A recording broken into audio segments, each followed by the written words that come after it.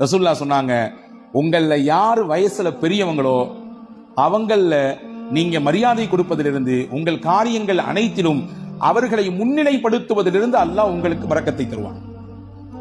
வாப்பாக்கு வயசாயிடுச்சு, வீட்டுல மூத்தவங்க தான் இருந்தாலும் இந்த விஷயங்கள்லாம் அவங்களுக்கு அந்த அளவுக்கு பிடிபடாது.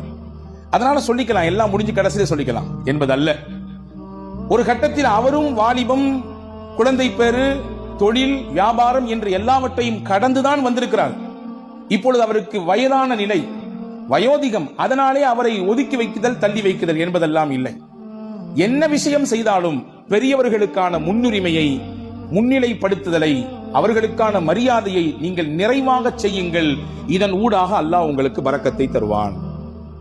எந்த வீட்டில் பெரியவர்களுக்கு மரியாதை இருக்கிறதோ அந்த வீட்டிலே பரக்கத் இருக்கிறது என்று பொருள். எந்த வீட்டில் பெரியவர்கள் உதாசீனம் செய்யப்படுகிறார்களோ, வயதிலே மூத்தவர்கள் வேண்டா வெறுப்பாரோ அவர்கள் பராமரிக்கப்படுகிறார்களோ, அவர்களின் பேச்சுக்கும் அவர்களுடைய ஆலோசனைக்கும் முன்னுரிமை கொடுக்கப்படாமல் தள்ளி வைக்கப்படுகிறார்களோ, புரிந்து கொள்ளுங்கள், அங்கே பரக்கத் எடுபடுகிறது என்று பொருள்.